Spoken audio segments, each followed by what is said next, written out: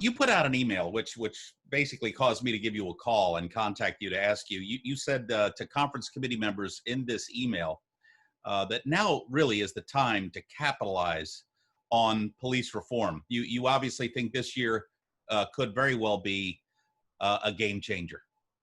Absolutely. Massachusetts seems to be at the forefront. They have one of the strongest proposed bills out in the Massachusetts Senate in comparison to other states, but we just want to ensure that we can get the strongest version of that bill passed.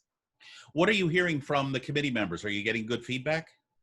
I haven't heard from the committee members personally yet, but hopefully we're going to check in with some of the Black and Latinx caucus members, and hopefully they've heard some things. Now, in your email that you did send out, you were saying that now's the time for reform, but also police unions, in your estimation, cannot corner the market in coming up with ideas for overhauling the program, reforms, transparency, and accountability. Absolutely. We see the police unions as, obviously it's their job to get the best conditions for the workers, but we see them as the biggest issue and the biggest problem in this whole thing. They cannot be, driving the ship of changing policing in America.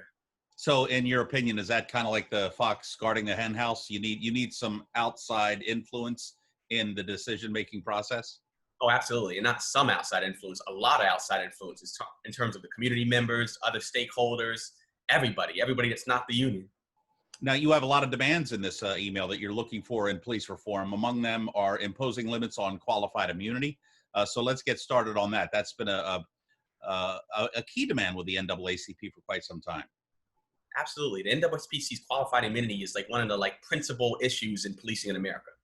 It stops, police officers from even having to go to a trial or be held, accountable. It's really hard to prove, that an officer violated a right so egregious that they could actually go to trial for it. So in terms of, all the other battles we see is in terms of defund the police, body cameras, et cetera, we want to really go after that one hard. And of course, that's one of the ones that has the most resistance from the unions.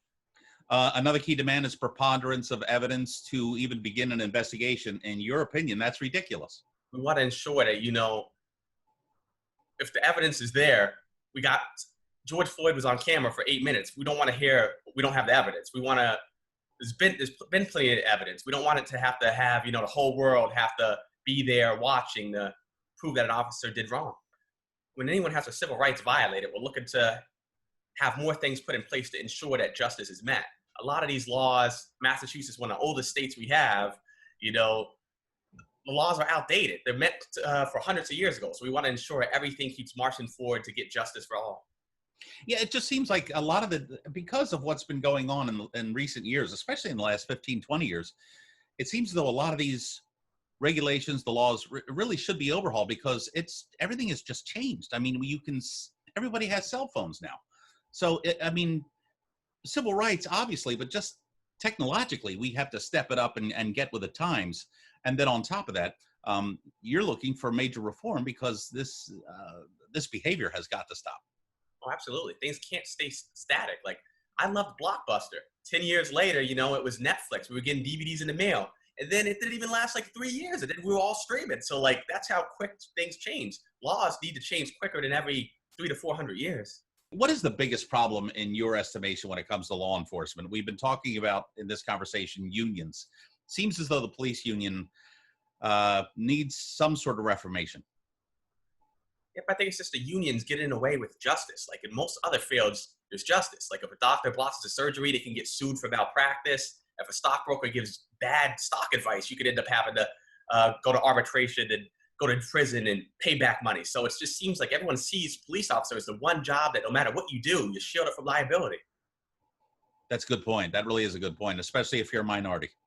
Oh, absolutely. Even though it happens to white people as well, not at a higher percentage, but more white people.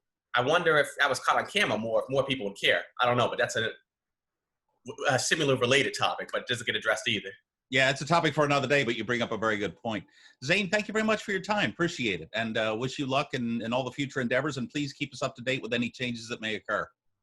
Thanks so much for having me on again, Jeff. Appreciate it. All right, absolutely. Always good to talk to you, Zane. Thank you very much for your time.